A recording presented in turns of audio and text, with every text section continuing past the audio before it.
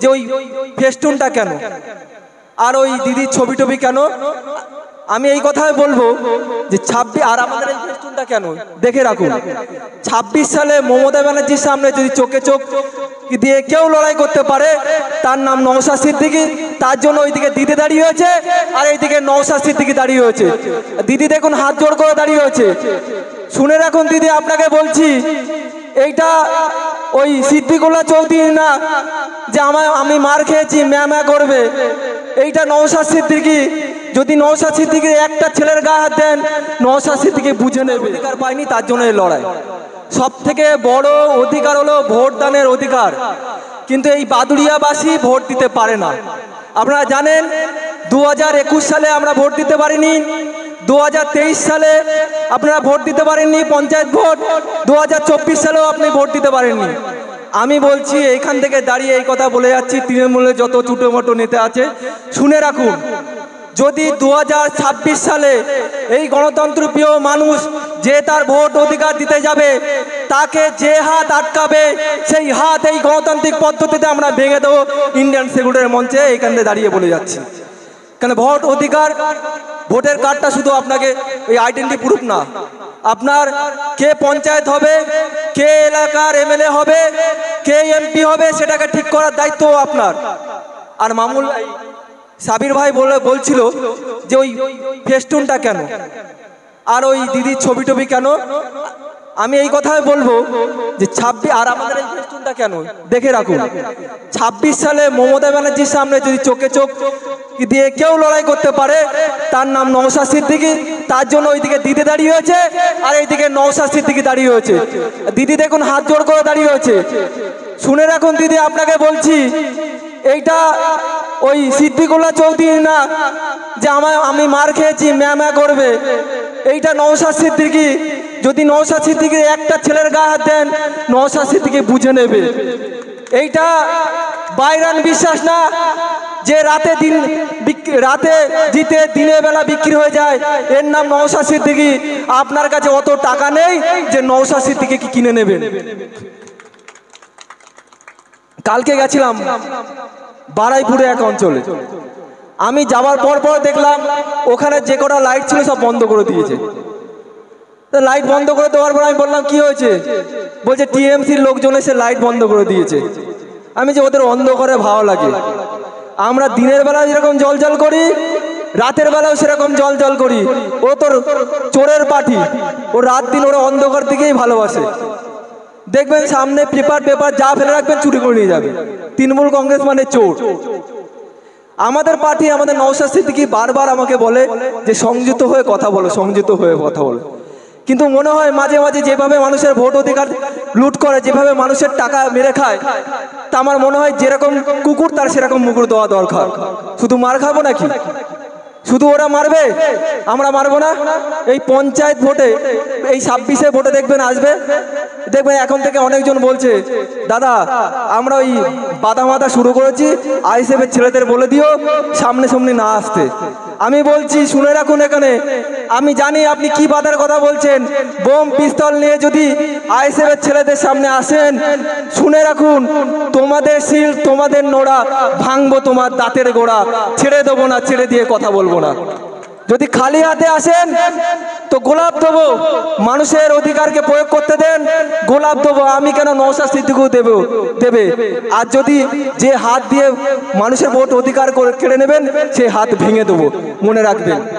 আপনি তো চুনিপুটি নেতা, আপনাকে নওশাদ সিদ্দিকী আপনাদের মমতা ব্যানার্জি চেনে কিনা আমি জানি না, কিন্তু আপনারা শুনেছেন ভাঙড়ের বড় বড় নেতা ছিল কাইজার, আরাবুল, এদেরকে নওশাদ সিদ্দিকী চলে যাওয়ার পরে, নওশাদ সিদ্দিকী জেতার পরে এদেরকে ঘরে ঢুকে দিয়েছি।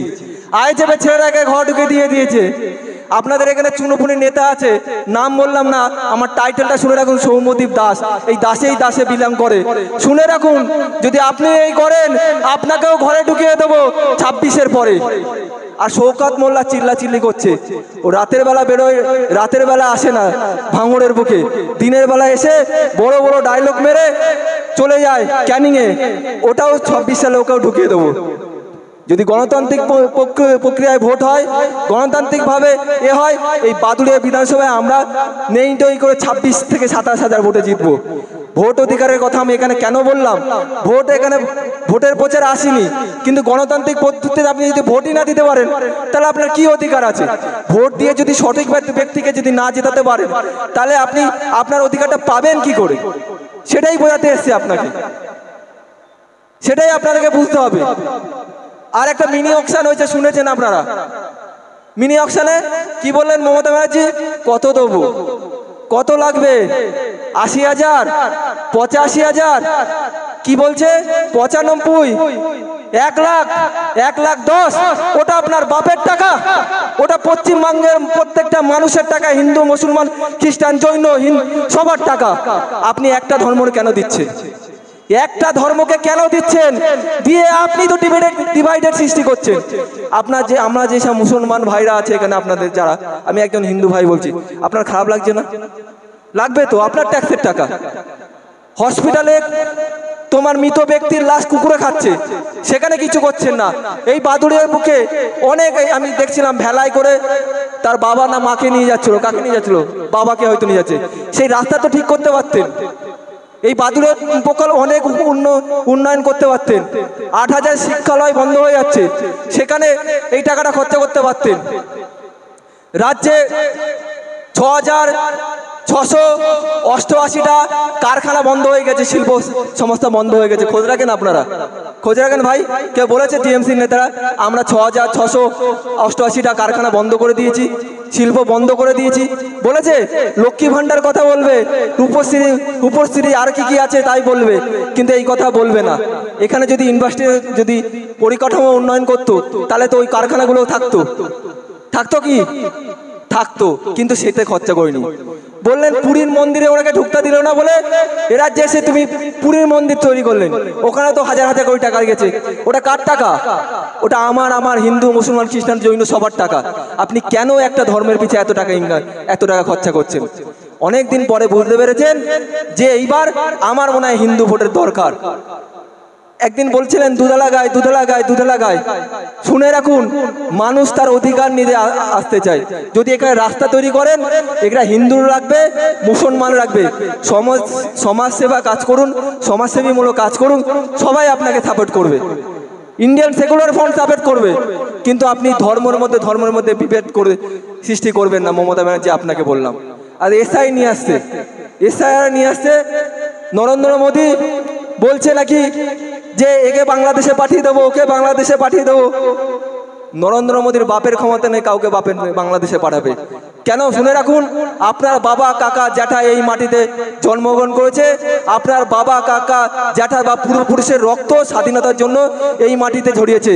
এই মাটি যতটা হিন্দুর, সেই মাটি ততটা মুসলমানের।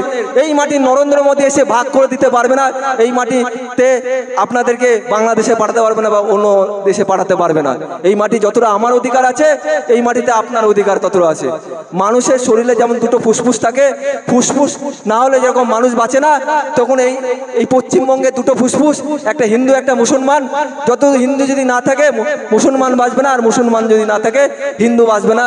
আমরা ঐক্যভাবে বাঁচবো, এ কথা আমাদের মাথায় রাখতে হবে। কেউ যদি আমাদেরকে এইভাবে ডিভাইড করতে চায় তাহলে আমরা আগামী দিন লড়বো।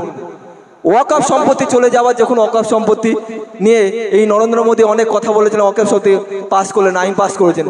আমি সবথেকে কুতুবদা আছে, আমি প্রত্যেকটা মিছিলে গেছি, প্রত্যেকটা পথসভায় গেছি। আমি কেন গেছি? আমি এই জন্য এসেছি যে আমার ভাইয়ের সম্পত্তি হায়নায়, আমার ভাইয়ের দেপত্য সম্পত্তি বা ধর্মীয় সম্পত্তির উপরে হায়নার নজর পড়েছে। আমি একজন ভাই হিসাবে যদি দূর থেকে দেখি, একদিন ওই হায়নার নজর আমার দেপত্য সম্পত্তির উপরে পড়বে, তখন আপনি চুপ থাকবেন? যদি আজ আমি আপনার হয়ে কথা বলি, আগামী দিন আমার দেপত্য সম্পত্তি চলে গেলে আপনি আমার হয়ে কথা বলবেন। এটাই তো ভারতবর্ষ, এটাই তো রবীন্দ্রনাথের ভারতবর্ষ, এটা কাজী নজরুল ইসলামের ভারতবর্ষ। এই সম্প্রীতির ভারতবর্ষে যারা ডিভাইড সৃষ্টি করবে, তাদেরকে ওই ইচ্ছামতি নদীতে ধুয়ে মুছে সাফ করে দিতে হবে। নরেন্দ্র মোদী বলছে যে আমরা হিন্দুদের হয়ে কাজ করব। শুভেন্দু অধিকারী বলছে যে হিন্দু যদি মমতা ব্যানার্জি আসে তাহলে এটা পাকিস্তান তৈরি হয়ে যাবে, আপনাদের অধিকার থাকবে না, মন্দিরে যেতে পারবেন না। আর ওইদিকে দিদি বলছে যদি এখানে বিজেপি আসে আপনি নামাজ পড়তে পারবেন না।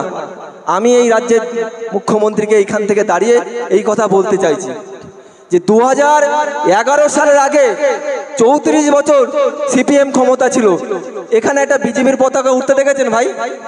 বিজেপির পতাকা উঠতে দেখেছেন? একটা পঞ্চায়েত দেখেছেন? আপনি আসার পরে খেলা হবে, খেলা হবে। আমি বলছি খেলা যদি তোরা শুরু করিস, খেলা শেষ করবে আইএসএফ এর ছেলেরা যদি খেলা আবার শুরু হয়। আর বলছে 26-এর পরে বুঝে নেবে, অনেক জায়গায় বলছে। আর খেলতে আসছে খেলা হবে করে পুলিশকে আগিয়ে দিচ্ছে। ওই পুলিশ মানে রেফারি, রেফারি ছাড়া মাঠে খেলতে আসিস, আইএসএফ বুঝে দেবে যে খেলা কাকে বলে। ওই খেলা হবে স্লোগান দিয়ে, আর আমাদেরকে ভয় পাওয়ানোর দরকার নেই। এইবার খেলতে আসলে আমরা বুঝে নেব। আর ওয়াকফ সম্পত্তি নিয়ে বললাম, আপনারা জানেন এ রাজ্যে যেভাবে 8000 স্কুল বন্ধ হয়েছে, আরএসএস এর যে ক্যাম্প আছে জানেন কি আরএসএস এর ক্যাম্প আছে, শাখা সংগঠন বলে ওরা, বিজেপির শাখা সংগঠন।